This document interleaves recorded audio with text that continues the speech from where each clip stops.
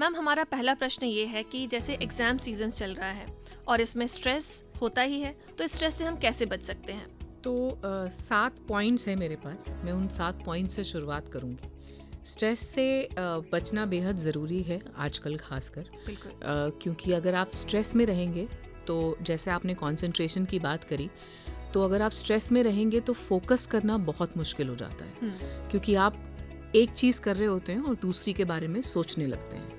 तो ये स्ट्रेस का मेन जो जिसे कहते हैं मूल रहता है। जो 7 टिप्स मैं दे रही हूँ स्ट्रेस से दूर रहने की, उसमें सबसे पहली है कि जो आप खाना खा रहे हैं वो बहुत नियमित समय के साथ और ऐसा खाएं जो आपको हल्का रखे।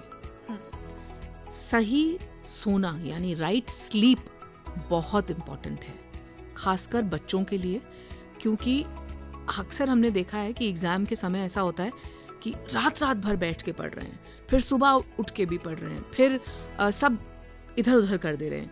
तो उससे थोड़ा सा बचें। अगर आप रात को पढ़ रहे हैं तो अपनी एक समय सीमा तय करें और सुबह उठने की समय सीमा भी अपनी बनाएं। सुबह की जो 7 बजे से लेकर 9 बजे तक की जो ऊर्जा होती है सन की, वो बोलते हैं बहुत इम्पोर्टेंट है, तो उसको लेने की कोशिश करें। मेडिटेशन करें, मेडिटेशन नहीं कर सकते कोई बात नहीं, डीप ब्रीदिंग करें, ठीक है। जितना हो सके इस समय में, खासकर एग्जाम, क्योंकि अब बिल्कुल दरवाजे पे दस्तक दे ही चुके हैं समझ लीजिए, तो गैजेट्स और मोबाइल फोन से दूर रहें, एंटरटेनमेंट के लिए भी। अच्छा। वॉक, अगर आपको एंटरटेनमेंट चाहिए, तनाव दूर करने का सबसे अच्छा तरीका है बॉडी में ऐसे हार्मोन्स जिन्हें हम बोलते हैं, वैसे वाले हार्मोन्स को एक्टिवेट करना जो तनाव को काटते हैं, जो आपके जनरेट होते हैं वॉक करने से, एक्सरसाइज करने से, स्विमिंग करने से, डांस करने से, ये सब कर सकते हैं। बिल्कुल। ठीक है। दोस्तों से बात करिए, लेकिन ऐसे दोस्तों से नहीं जो आपको उल्टा स्ट्रेस दे दें। ऐसे दोस्तों से जिनसे आप कुछ हंसी मजाक के कुछ पल जिनके साथ बिता सकें।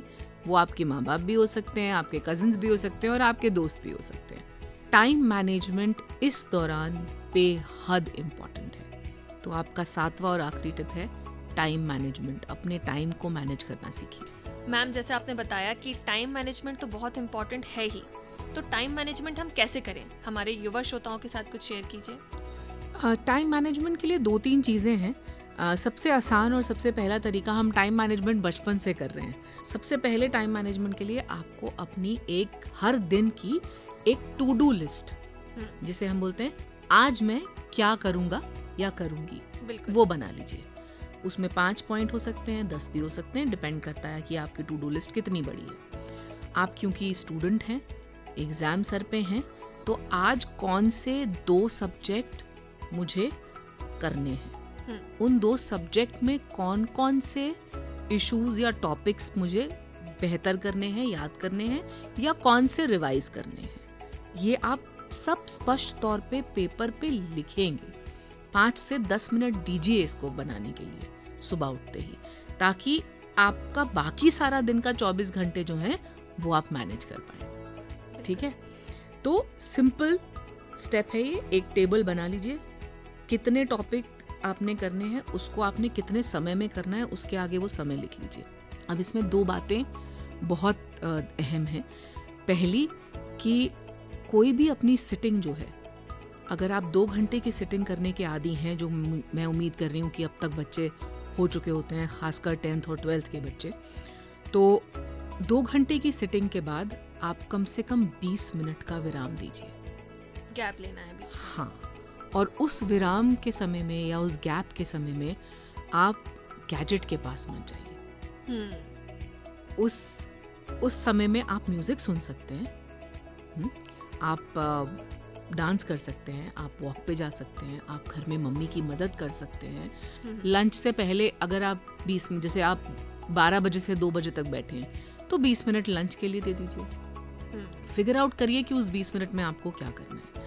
आखिरी चीज़ जो आपको ध्यान रखनी है कि 2 सब्जेक्ट जब आप चुन रहे हैं, तो ऐसा मत करिए कि दोनों ही हैवी सब्जेक्ट चुन के बैठ गए। ओके। ठीक है। अगर मैथ्स और फिजिक्स बाय चांस आपको हैवी लगता है, और मैंने ये इनका एग्जांपल इसलिए दे रही हूँ क्योंकि मुझे लगते थे, अच्छा। तो मैथ्स और फिजिक्स अगर आपको हैवी लगता है तो मैथ्स के साथ कोई इंग्लिश, हिंदी कोई चुन लीजिए जो थोड़ा सा कंपैरेटिवली आसान है। सब्जेक्ट कॉम्बिनेशन ऐसा करें कि एक दिन में एक भारी एक हल्का, ताकि आपका दिमाग जो है वो थोड़ा सा रिकूप कर सके, वापस अपनी जो ऊर्जा है वो उसको गेन कर सके। मैम, जैसे अभी बोर्ड एग्जाम्स भी हैं, साथ ही एंट्रेंस एग्जाम्स भी हैं, तो युवाओं को स्ट्रेस और कंफ्यूजन होना तो लाजमी ही है। तो ऐसे में किस तरह की सेल्फ केयर स्टूडेंट्स को हेल्प कर सकती है?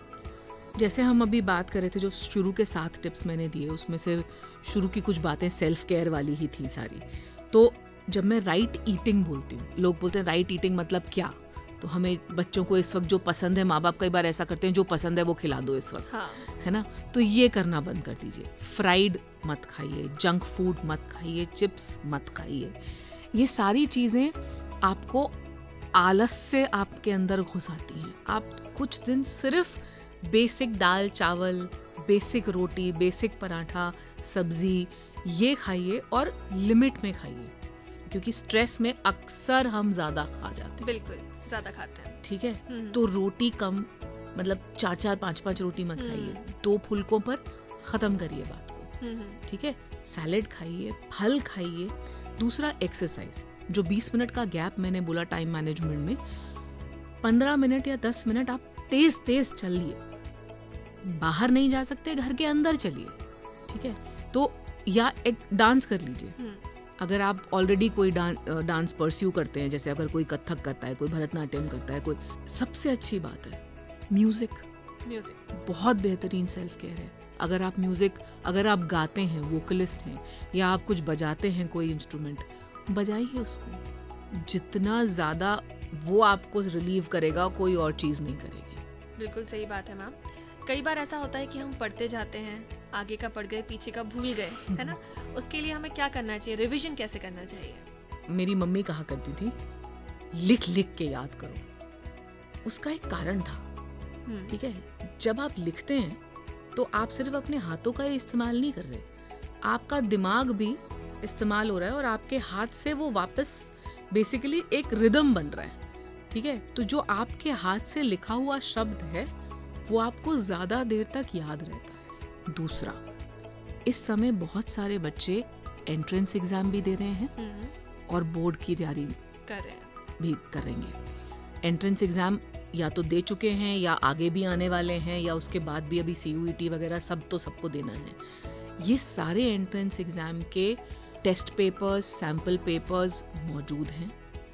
इनको बाकायदा टाइम के साथ प्रैक्टिस करिए, फुल पेपर, ताकि आपको स्पीड का अंदाज़ा हो जाए, आपको कहाँ आप अटक रहे हैं इसका अंदाज़ा हो जाए, कितनी आपको और ज़रूरत है मेहनत करने की ये पता चल जाएगा। करेक्ट। जाते जाते बस एक छोटा सा सेंटेंस, एक कोट है रिचर्ड बैश का, बहुत नामी ऑथर हैं, ऐड करना चाहूँगी यहाँ पे। उनका कहना है कि जो लोग सोचते हैं कि हम जीत सकते हैं और हम जीतेंगे, वही जीतते हैं।